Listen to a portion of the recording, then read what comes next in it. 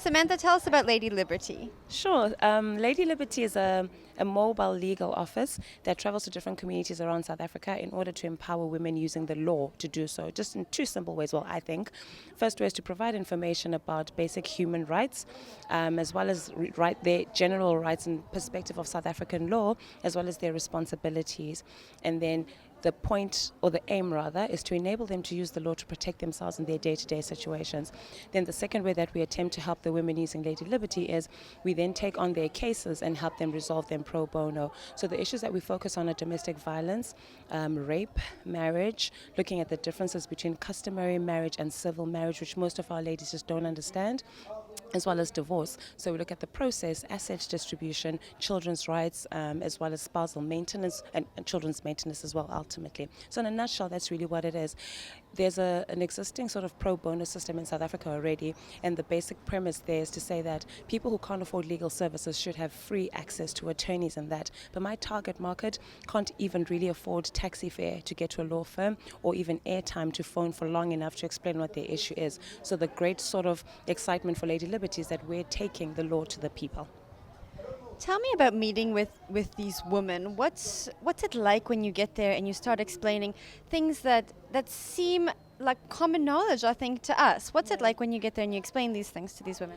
You know, the very first sort of thing that stuck out for me is the one I really wasn't prepared for. So, you know, when you're an attorney and you're sort of used to speaking to someone who has at least a basic understanding of their rights, they come to you with some level of understanding and they need a solution.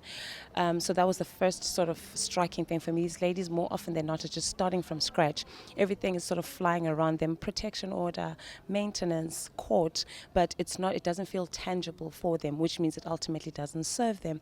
But the other big thing for me was that there was a huge emotional and sort of mental trauma that's associated with the issues that we look at. And I am not a psychologist, so the first couple of sessions were very difficult because I just had this sort of idea: you get there, the law says this, you know, go here, do this is what you can do to protect yourself, and you walk away. But it wasn't that. Sometimes you're dealing with a woman who's just been, you know, assaulted the night before, or she was raped a few years ago and she's been processing it, and now she wants to take the matter further. And the one young lady that stands out to me was she was hit by her father with an axe. So I was literally speaking to her, but I'm looking at the scar, but I'm trying to focus on the legal issues. So the challenges are a lot greater than just the legal bracket, which is why I've now partnered up with certain organizations, still in the process of doing so, to say, once I've done the legal aspect, I don't want to just walk away. You then take care of the counseling, you take care of the skills development, because we've also found that the women who are in domestic, well, abusive relationships of any nature really, are normally dependent financially on the people that abuse them. So it feels to me like I'm not really changing her life. I may give her information, but she's still going home and she still needs this person. So if she can at least realize she has some sort of skill, see some kind of light towards the end of the tunnel in terms of her ability to financially support herself, then it's a holistic sort of picture. So those are the two really big things that stood out for me, and that's done consistently come up when I meet with the ladies. So you meet with them, you take your mobile law office to the different communities.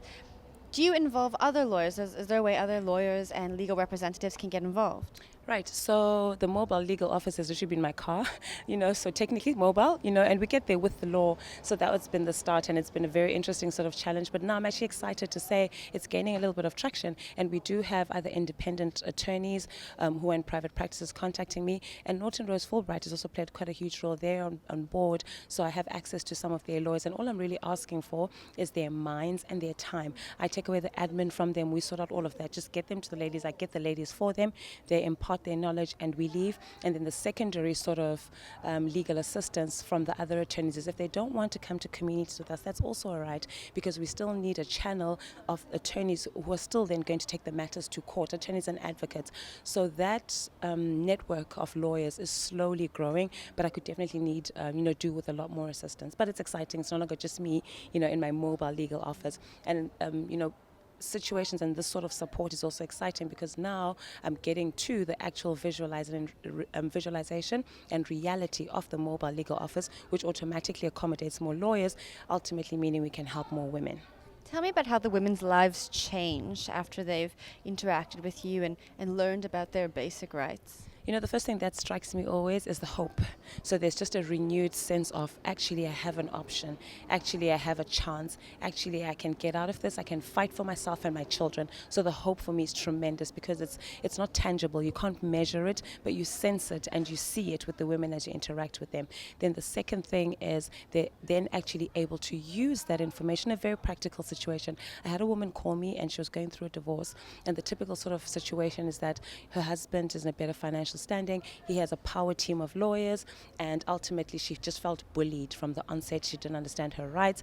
He was threatening to take her children, take the house. Basically, she's just going to take a suitcase and leave the house. So after going through the options with her, what the law says, what she can do, what she also has to be aware of in terms of her responsibilities, she called back after the court hearing and she was so excited. She was like, based on that purely, I could say, no, wait a minute, the law says this, therefore I'm entitled to that. The law says this, therefore I'm entitled to that. And ultimately she was able to share their assets. She has like a joint sort of, I call it custody, but we don't really use that term anymore, but access to the children with her husband. So it's a practical situation for me when the one day she feels like she's lost absolutely everything, as if the divorce alone isn't traumatic enough. But she comes back and she's like, actually, I kept my house, kept the car, I have my children, now I can pick up the pieces. So lives do change. It's a great thing you're doing for these women. Thank you. Thank you for all of your hard work, and thank you for the interview. Not a problem. Thank you so much for the opportunity, because platforms like this actually are what enable people to know what we're doing and then reach out to us, and then, you know, the scope of assistance and the network ultimately grows. So thank you too.